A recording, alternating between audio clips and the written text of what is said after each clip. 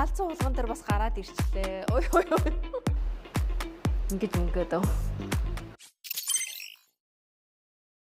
За сайн байцгаана уу. Өнөөдөр бид нэр Бээжин дэх хуучин үйлдвэрийн шинэ дүр төрхтэй танилцаж явна.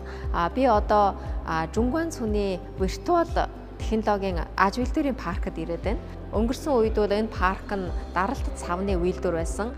Одоо та нарын харж байгаагаар энэ хуучин үйлдвэрийнхээ яг загварыг ингэж үлдээгээд одоо шинэ энэ үйлдвэрийнхээ онцлогод зохицуулж одоо шинээр ингэж өөрчлөн байгуулсан юм байна. За энэ паркийг болохоор 2018 оноос эхэлж өөрчлөн байгуулсан. Яг одоогийн байдлаар бол 60 орчим аж ахуй нэгж суурилж ажиллаж байна. За түүний одоо 70% нь бол VR технологийн компани юм байна.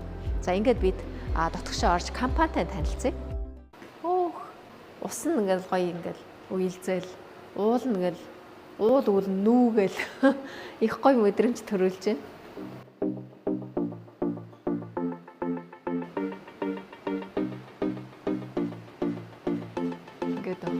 Энэ нөгөө хүнээ хөдөлгөөний одоо яг ингэж хийдэм байна л да. Одоо хийж байгаа явцыг бас энэ дэлгэцэн дээр харуулж байна. Эхлээд ингээд цэгээс одоо хүний энэ одоо арга яасан. Тэгээд ингээд цэг болоод ясын ингэж холбоод одоо дараа нь ингээд ийм механик хөдөлгөөнд оруулаад гихчлэн ийм олон явц дамжлагыг дамжиж одоо хүнээ яг энэ хөдөлгөөний ингэж бий болгох юм байна л да. Өөрчлөө.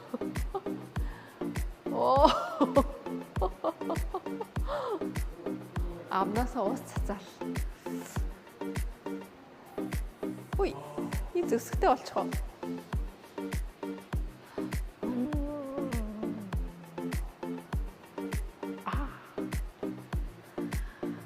Дахиад.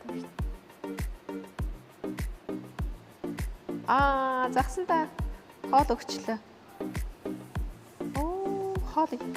Хоол өгсөн чинь амар олон загсан сөргөлдөд ороо ирж шин. Бас их сонирхолтой юм а тий. Хамгийн гол нь одоо ингээд энэ технологи болохоор хүнийг энэ технологи энэ дэлгэцтэй ингээд яаж одоо харьцах уу? Зөвхөн бид нар ингээд хараа сонирхоод байх биш зөвхөн өөрөө ингээд биеэрээ оролцоод өөртөө ингээд холбож ашиглах нь илүү сонирхолтой санагдаж байна.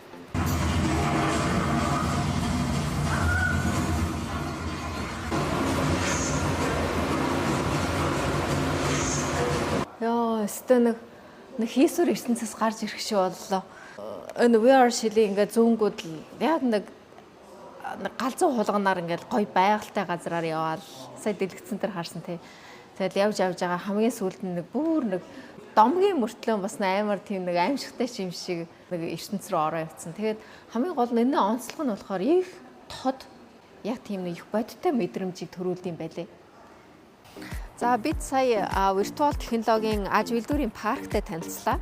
За Бээжин хотод ер нь энэ хуучин үйлдвэрийг шинжилэн байгуулж аж үйлдвэрийн парк болгосон одоо ийм газруу зөндөө олон байгаа. Тэгээд энийг та нарт дараа нь цувралаар хүргэж танилцуулъя.